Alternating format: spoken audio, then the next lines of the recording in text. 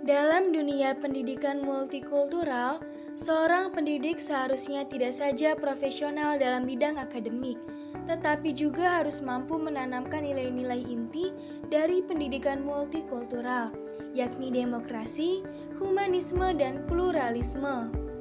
Namun, penerapan pendidikan multikultural di Indonesia masih mengalami berbagai hambatan atau problem.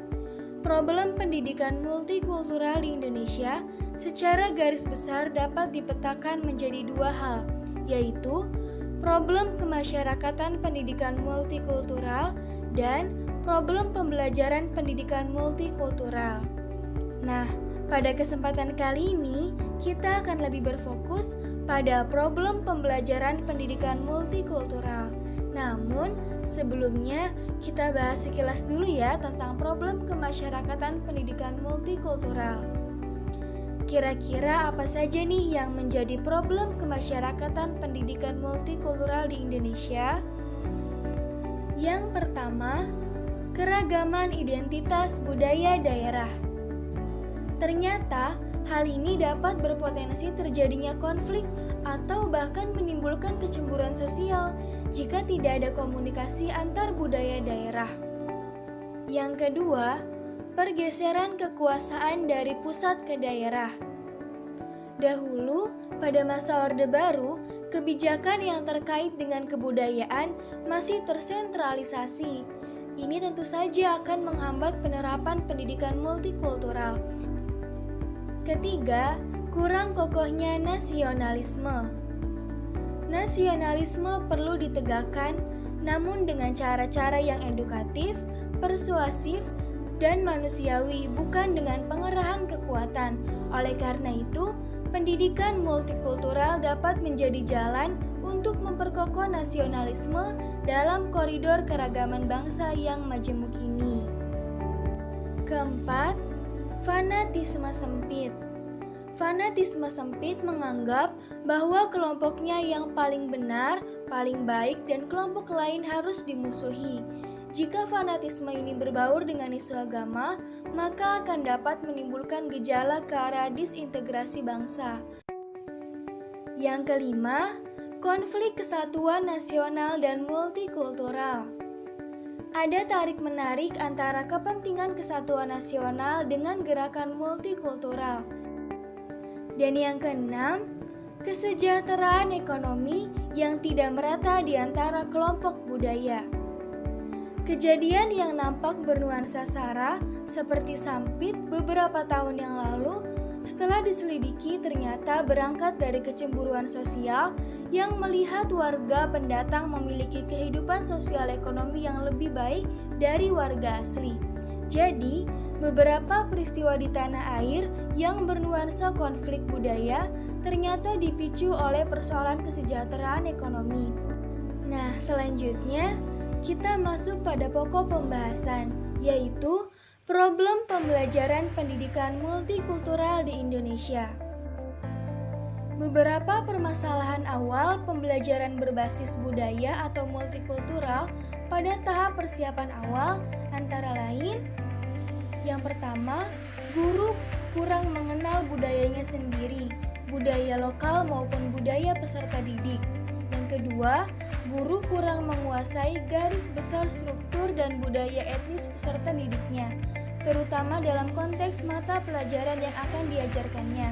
Dan yang ketiga, rendahnya kemampuan guru dalam mempersiapkan peralatan yang dapat merangsang minat, ingatan, dan pengenalan kembali peserta didik terhadap khasanah budaya masing-masing dalam konteks budaya masing-masing serta dalam dimensi pengalaman belajar yang diperoleh.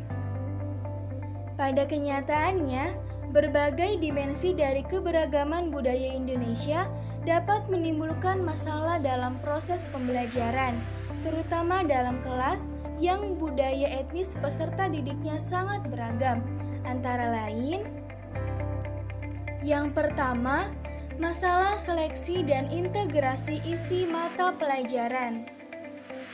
Masalah yang muncul dapat berupa ketidakmampuan guru memilih aspek dan unsur budaya yang relevan dengan isi dan topik mata pelajaran.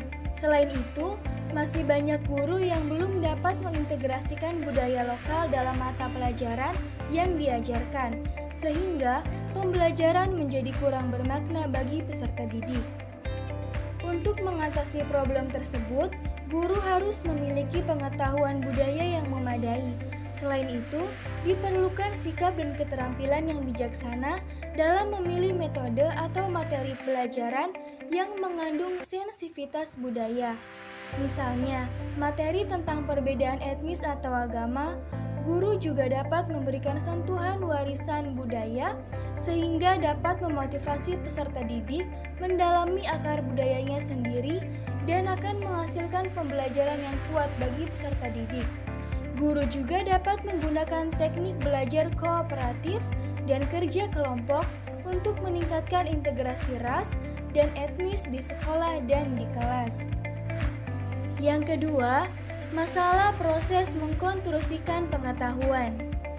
Jika peserta didik terdiri dari berbagai budaya, etnis, agama, dan golongan dapat memunculkan kesulitan tersendiri untuk menyusun sebuah bangunan pengetahuan yang berlandaskan atas dasar perbedaan dan keragaman budaya. Selain itu, guru juga masih banyak yang belum dapat menggunakan frame of reference dari budaya tertentu dan mengembangkannya dari perspektif ilmiah. Hal ini terkait kurangnya pengetahuan dari guru tentang keragaman budaya. Kekhawatirannya adalah munculnya diskriminasi dalam pemberian materi pelajaran, sehingga hanya memunculkan satu kelompok atau golongan tertentu yang menjadi pokok bahasan pembelajaran. Maka, seorang guru sebaiknya dapat memperkaya pengetahuan budayanya agar dapat disampaikan kepada peserta didiknya secara merata. Yang ketiga, masalah mengurangi prasangka. Guru harus mengusahakan bagaimana agar peserta didik yang belum mengenal budaya yang dijadikan media pembelajaran menjadi tidak berprasangka bahwa guru cenderung mengutamakan budaya tertentu. Misalnya, jika guru memilih Bagong sebagai tokoh wayang di Jawa Tengah untuk pembelajaran, maka guru harus menjelaskan siapa Bagong dan mampu mengidentifikasi tokoh serupa seperti Cepot dari Jawa Barat, Sangut dari Bali, Dawala dan Bawok dari pesisir utara Jawa. Dengan mengambil contoh yang sepadan, guru dapat menghindari prasangka bahwa dia mengutamakan unsur budaya tertentu. Dan yang keempat adalah masalah kesetaraan pedagogi. Masalah ini muncul apabila guru terlalu banyak memakai budaya etnis atau kelompok tertentu dan secara tidak sadar menafikan budaya kelompok lain. Untuk mempersiapkan atau memilih unsur budaya membutuhkan waktu, tenaga, dan referensi dari berbagai sumber dan pustaka, sehingga guru dapat melaksanakan kesetaraan pedagogi. Guru harus memiliki hasanah budaya mengenai berbagai unsur budaya dalam tema tertentu. Misalnya, jika menerangkan tentang kesenian teater, guru dapat menyebutkan dan mengidentifikasi beragam kesenian dari berbagai daerah, seperti ludruk dari Jawa Timur, wayang wong dari Jawa Tengah, lenong dari Betawi, dan ketoprak dari Yogyakarta. Nah, setelah kita mengetahui berbagai problem pendidikan multikultural di Indonesia, kita dapat menjadi bagian dari solusi atas problem tersebut yang bisa dimulai dari diri sendiri, yaitu dengan memperkaya literasi budaya, terbuka terhadap budaya kelompok lain, dan menghargai serta ikut melestarikan budaya melalui penanaman pendidikan multikultural di lembaga pendidikan.